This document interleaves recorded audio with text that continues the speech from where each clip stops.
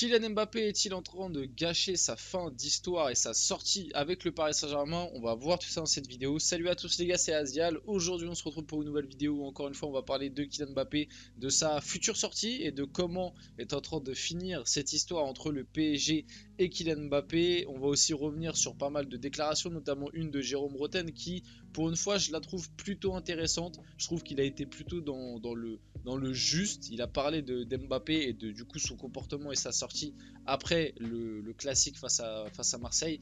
Et on va en parler, on va débriefer tout cela. On va aussi voir d'autres actus autour du PSG, notamment la possible, enfin le futur stade du PSG qui va normalement pas tarder à démarrer. Voilà, on va pas tarder à démarrer la construction d'un futur stade et pas mal d'autres choses. Donc bien évidemment, avant que la vidéo commence, n'hésitez pas à liker, commenter, partager, activer la cloche, vous abonner, ça fait plaisir. C'est grâce à ça, c'est grâce à ce type de choses, l'interaction les gars, que la chaîne peut se développer. Donc si vous voulez m'aider et que vous aimez bien le contenu, n'hésitez pas. On va passer directement au vif du sujet de la vidéo. Donc un membre dans l'entourage de l'équipe de France sur la baisse d'influence de Kylian Mbappé a répondu: Kylian doit gérer beaucoup de choses, c'est quelque chose qui porte beaucoup de poids, enfin c'est quelqu'un pardon qui porte beaucoup de poids. Depuis des années, il y a des fois où il peut moins le faire. Alors bon, moi je vais réagir là-dessus et plus globalement parler un petit peu des derniers moments, là, des derniers matchs qu'on a eu d'un Mbappé, qu'on a vu encore une fois, que ce soit avec l'équipe de France ou là son dernier match avec le PSG, parce que avant cette fameuse trêve internationale où il a vraiment été catastrophique, hein, on va pas se mentir, le France-Chili et l'Allemagne-France, enfin France-Allemagne, les prestations d'Mbappé ont vraiment été mais cataclysmiques. Là face à Marseille, il a vraiment pas été bon, j'irai pas dans le catastrophique non plus, mais pas été bon du tout.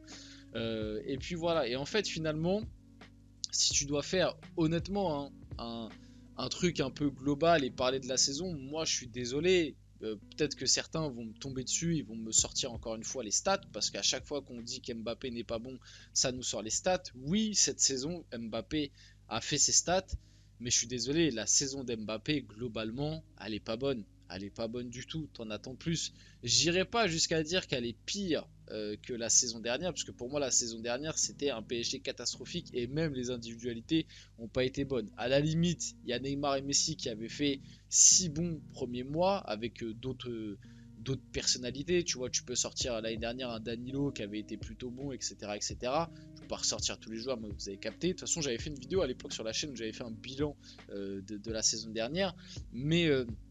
Mais ouais, c'est pas le Mbappé 2021-2022 qu'on a cette année au PSG. Et moi, le truc oui, aussi, il faut comprendre, Mbappé, c'est quelqu'un qui porte beaucoup de poids, qui doit gérer beaucoup de choses.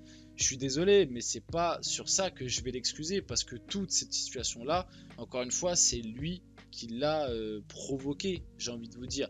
Qui est le joueur qui ne veut jamais qui ne veut jamais on va dire, se stabiliser dans un projet? C'est Kylian Mbappé. Qui est le joueur qui, quand il prolonge un contrat ou quand il signe un nouveau contrat, ne veut pas signer plus de 2 ans par peur de s'engager sur la durée? C'est Kylian Mbappé qui, depuis 2019-2018, nous fait miroiter qu'il a des envies d'ailleurs et que le Real Madrid vient toquer à la porte chaque été.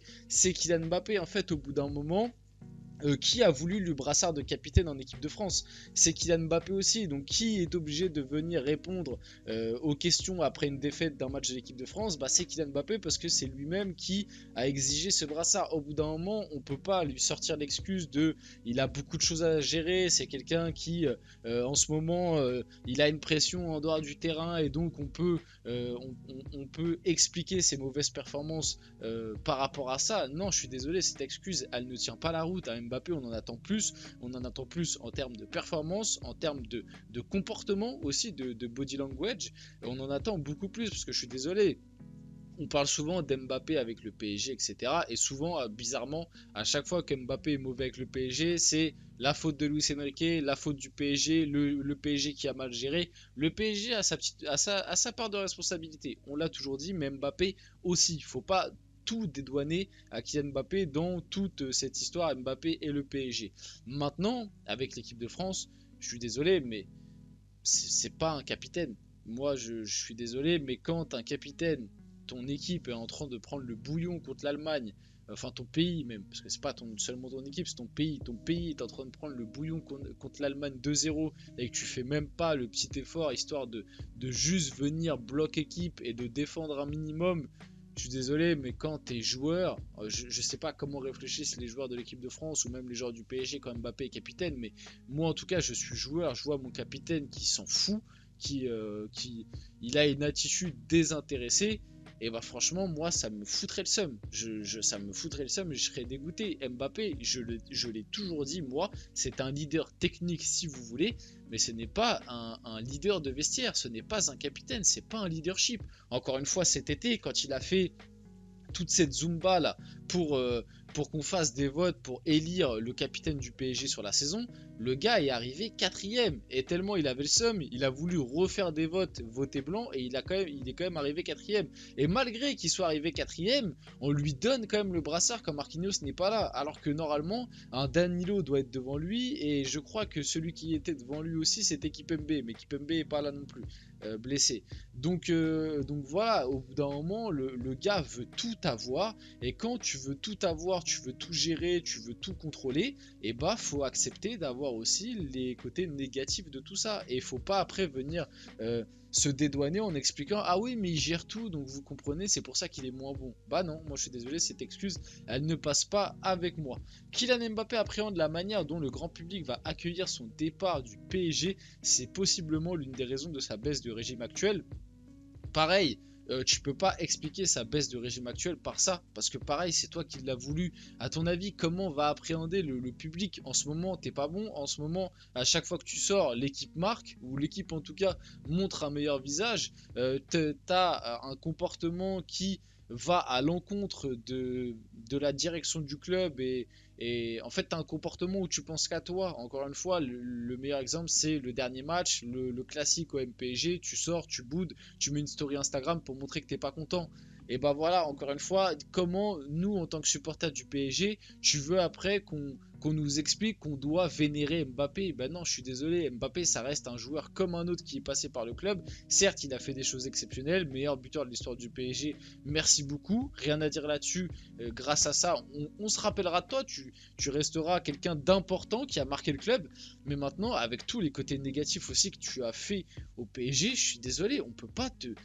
Moi, je vous l'ai toujours dit, un André Di Maria, un Zlatan Ibrahimovic, un Thiago Silva, mais je les mets largement au-dessus d'un Mbappé, même à l'époque. Bon, c'était une autre époque du PSG, mais moi, quand j'étais petit, j'ai commencé par là. Un Paoletta, moi, un Paoletta, il m'a fait beaucoup plus. Enfin, je sais pas, j'avais un Pastore aussi à son époque, au début du PSG, au début du Paris Saint-Germain. C'est des joueurs qui voilà m'ont fait vibrer, m'ont apporté un truc. Même Verratti pour moi c'est plus une légende qu'un Kylian Mbappé. Après chacun a sa sensibilité, vous voyez, chacun déjà a sa propre définition de légende, mais moi personnellement c'est comme ça que je réfléchis personnellement. Jérôme Roten sur Kylian Mbappé, sa communication est désastreuse dimanche. Mettre une photo de lui avec le brassard, genre je suis triste parce que je sors et Luis Enrique m'a sorti d'un match, oui, et bah ça fait 2 mois, tu es habitué. Et comme je vous l'ai dit, cette déclat de Jérôme Roten, je la trouve plutôt juste. Je peux comprendre qu'il soit un petit peu plus frustré parce que c'était le classique et je pense qu'il voulait marquer le coup pour son dernier classique, mais maintenant ça reste un match de Ligue 1, t'es habitué depuis un moment à sortir en Ligue 1, surtout quand t'es pas bon. Contre Montpellier t'as été bon, t'es resté 90 minutes, là t'étais pas bon, on était à 10 contre 11, t'as pas fait les petits efforts en plus pour essayer de compenser, et bah tu sors, et au final ça porte raison à Luis Enrique parce que derrière tu gagnes le match 2-0 et celui qui t'a remplacé qui est Gonzalo Ramos a marqué. Donc voilà, et la communication encore une fois d'Mbappé est absolument désastreuse. Adil Rami voit le PSG gagner la Ligue des Champions cette saison, le PSG va aller au bout, c'est dur, rire, mais oui, ils vont aller au bout, j'estime que les meilleures équipes sont de l'autre côté du tableau et elles vont se taper entre elles. Le Barça, c'est dur de dire ça, mais ce n'est pas le Barça que je jouais avec Valence et qui nous massacrait. Plutôt d'accord. Bon, je sais pas si le PSG va aller au bout de cette Ligue des Champions. Je suis d'accord sur le truc du Barça. Le Barça, en vrai, ça va être, on va dire, du 50-50 ou 55-45 en fonction des préférences de chacun. Mais c'est quelque chose de serré. Malgré tout, après, c'est peut-être le côté supporter qui parle. Je pense qu'on va passer le Barça. Après, en demi, on verra. Oui, on a le côté le plus simple, soyons honnêtes. C'est pas manquer manquer de respect aux autres équipes, parce que je pense que les autres équipes aussi sont bien contentes d'être tombées de ce côté-là. Donc j'espère qu'on ira au bout et on va suivre ça attentivement. Maintenant, la gagner, ça reste encore très présomptueux à ce moment-là de la saison. Le PSG officialise sa volonté de construire un nouveau stade. Le club a adressé une lettre au patron de la commission d'enquête du schéma directeur de la région Île-de-France pour la construction d'un nouveau stade dans un rayon de 20 km de la capitale. C'est désormais quasi officiel, le PSG va bel et bien quitter le Parc des Princes et ça me fait quand même un petit pincement au cœur si je dois être honnête. On va finir la vidéo là-dessus, j'espère que cette vidéo vous a plu, si c'est le cas n'hésitez pas à la liker, à commenter, à partager et à vous abonner. C'était Asial et on se retrouve très rapidement pour une prochaine vidéo.